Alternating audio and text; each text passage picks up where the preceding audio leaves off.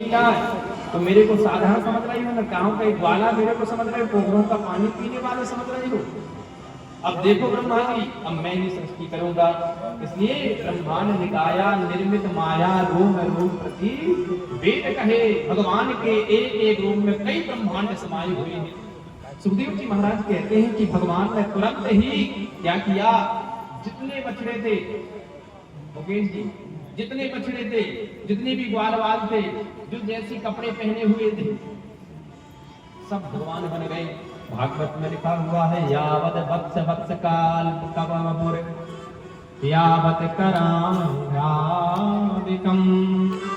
यावत यष्टि विषाण वेणुदल सिद्ध यावत विभूषाम्बरम यावत शील गुणाभिधाकृतिवयो यावत विहाराधिकम सर्वं विष्णुमयं किरोङ्गवदजः सर्वस्वरूपो बभौ सर्वस्वरूपो बभौ। सुखदेव जी महाराज कह रहे कि हमारे कन्हैया यावत वक्त वक्त काल सब बपुर, जितने जैसे बछड़े थे, लाल पीले गुलाबी जैसे जो भी थे बछड़े, सफेद हरे, उसी प्रकार से बछड़े बन गए। यहाँ तक कि जैसे जिसके भी जो धब्बे बने थे वैसे बछड़े बन गए। और काल यावत करांध्राधिकम, और जितने भी द्वार वाल थे मधुमंगल, बाकी तो ब्रह्मा जी चुरा के ले गए।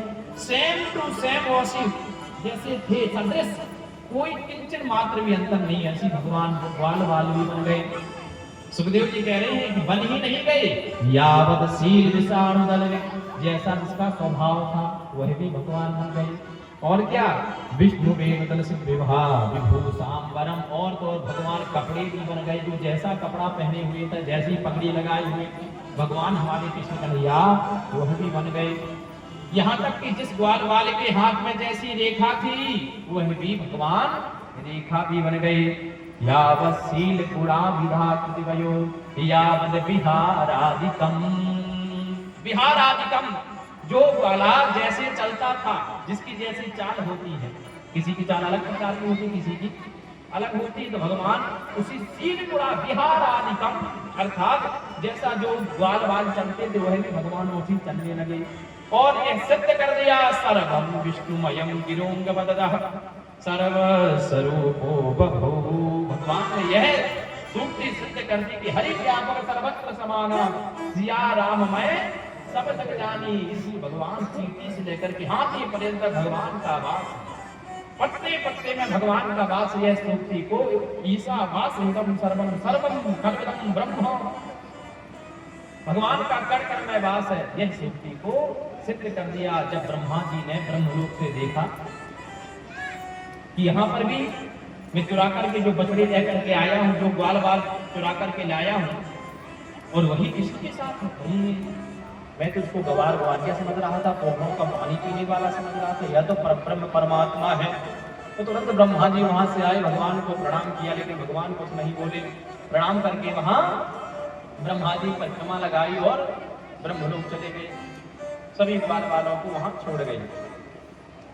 तो व्यास जी महाराज कहते कि इतनी हमारी कृष्ण कन्हैया कुशल है। और जब हमारे महाकाल कृष्ण कन्हैया बांसुरी बजाते थे, जब उनकी बांसुरी बजती थी तो क्या होता था, बांसुरी बजते ही तेजो वारि मृदाम यथा विनिमयो, जब बांसुरी बजती थी कल कल कल्लोल करती हुई यमुना का वह कल्लोल कल्लोल बहता हुआ पानी डूब जाता था उस बांसुरी की धुन सुन करके। और गिरिराज गोवर्धन महाराज, भैया गिरिराज गोवर्धन महाराज पिघलने लगते बांसुरी को सुनकर के। जितने भी मृग थे, जितनी भी गैया मैया बांसुरी की धुन को सुनकर के कान खड़े कर करके कान नितान धोती कन्हैया के वे बांसुरी को श्रवण करते सुनते थे। और क्या करते, मोर भी नृत्य करने लगते भगवान की बात। छोटे छोटे बछड़े थे, गैया मैया का दूध पीते थे, वह और को ना अंदर को ढक पाते, ना तो बाहर कर पाते, वो तो एकांत को एकांत होकर के कन्हैया की बांसुरी को सुन रहे हैं। व्यास जी कह रहे हैं कि पत्थर का धर्म है कठोर होना, पत्थर कभी पिघलता नहीं है, लेकिन कन्हैया की बांसुरी से पाषाणात्रे द्रवत्वम यमुनायाः काठिन्यत्वम पाषाण अर्थात पत्थर पिघल गए। यदि आज गोवर्धन में आप जाओगे ना, तो गोवर्धन महाराज जो जो गए होंगे तो